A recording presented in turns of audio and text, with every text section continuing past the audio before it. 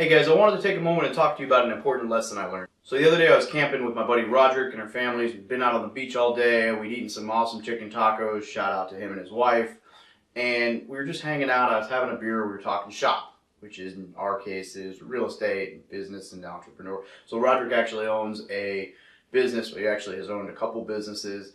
But currently he's selling, he brought a product to market called the Rad Dad Baby Board. And you probably see a couple of shots of it right here.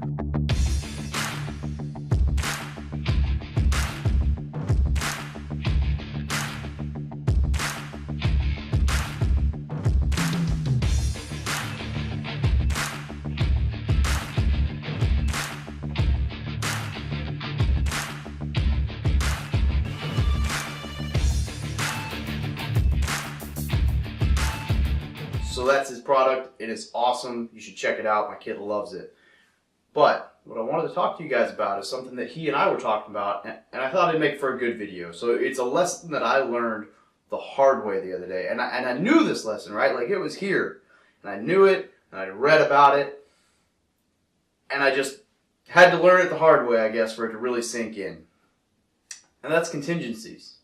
Contingencies are an exit strategy there to cover your six, right? So I always use, so there's a couple of contingencies that I always use. I always use pending partner approval, so that if my wife doesn't agree, I can bail out. That's kind of a catch-all. I also use a right to assign the property contingency, so an assignment clause, which basically means that if it doesn't really work out for what I want to do, I have the right to do a double closing or wholesale it at closing.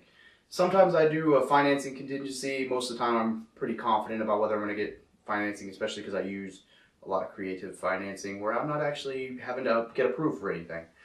And then I'll put in an inspection contingency depending on the property. If I'm getting it for like 40%, 50% of the after repair value, I might forgo the inspection process other than major structural damage. That just makes it a little bit stronger of an offer. Anyway, none of that really matters. The important part of this video starts now. Okay, so a couple weeks ago, I found this property. It was a killer deal. It was like $45,000 was the listing. It was probably worth like $120. It was a duplex. It was in Ozark, which is a town outside of where I normally invest, that generally has higher real estate prices. And I just knew this was a killer deal, right? So I saw it hit the market. It was a shambles. So I was like, oh man, this is perfect, and I was dead set on it. And what I found out later, which makes it even harder to swallow this pill, is that it was real estate owned by the bank, and it was actually just, they were just trying to get rid of it for what was left on the mortgage. So I probably could have gotten it for even less. But what I did was I shot myself in the foot. And the way I shot myself in the foot is by not taking action soon enough. And you guys hear me talk about taking action, and that wasn't necessarily the issue. I did take action, but what I did, I sat down, I saw this property, and I thought, there has to be a catch. Let me run the numbers. Let me run way too far into the numbers. So I ran the numbers. And then I called City Utilities to confirm that number. And I called the insurance company to get a quote. And I called the garbage truck company to verify that number, see if I could get a better deal. And then I called my property manager to ask what they thought. And then I called a couple banks to see what financing terms I could get. And I called all these people, and it took me 2 or 3 days to get an answer back. And in that 2 or 3 days that I was asking all these questions and rerunning numbers and confirming and looking to see if there was a catch, when I finally wrote the offer, property was already under contract by someone else. And I had taken too long.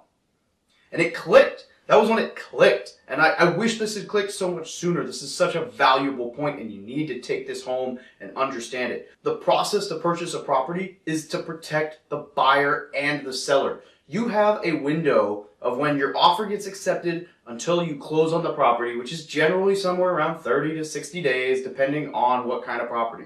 It can be a lot longer, it can be a lot shorter. That's up to you guys. That window for due diligence will cover your rear. If I'd just written the offer, I could have taken the first 2 days and I could have run all those numbers. And if I'd found the loophole that actually made this deal a bad deal, like if I'd found the catch that I was worried about finding, I could have walked away. No harm, no foul.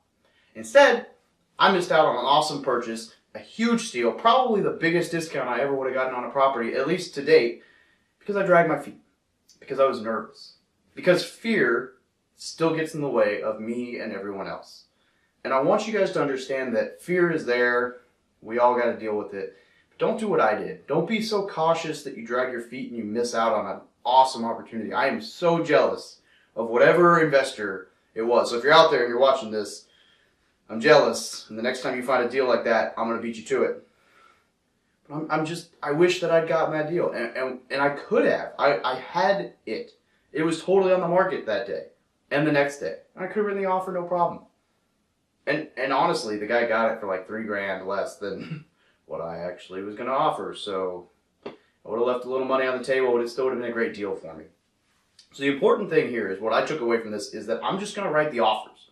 I'm going to take it, I'm going to look at the numbers, and I'm going to throw the offer at the wall. And I will just make sure that I got an inspection clause and a financing clause in there, and then you're good. I can walk away. I've got the partner clause. So worst case scenario, if my partner doesn't like the deal, my wife, which I can just tell her she doesn't like the deal, and ta-da, it's not really how that works. But if I find something that makes it not a good deal, I can either renegotiate terms or I can walk away.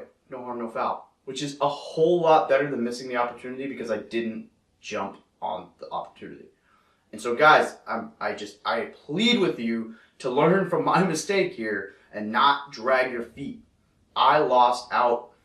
Property maybe needed $20,000 worth of work. So basically I lost out on a $55,000, give or take, profit in a BRRRR strategy, and I would have gotten a ton of cash flow out of this property. I would have actually, at the end of the year, I would have made money in my pocket, and I would still be making cash flow.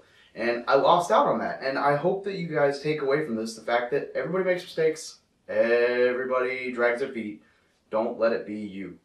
Don't be the guy waiting around to find the perfect deal, getting stuck in analysis paralysis. And I wasn't even stuck in analysis paralysis. I was just stuck in, don't pull the trigger too fast. Wait till you got the better shot. Well, someone else shot the deer. So just make sure that you understand that contingencies are there to protect you. And if you use them properly and you actually allow them to protect you, you can write the offer and you can figure it out later. And that's what I'm going to do from now. Write the offer, gets accepted, then I use the due diligence process to figure it all out. Could have gotten a great deal. Hopefully this gets me a great deal in the future now that I know that. And most importantly, even when you face all this crap, don't let fear get in the way. Stay positive. Have a great day.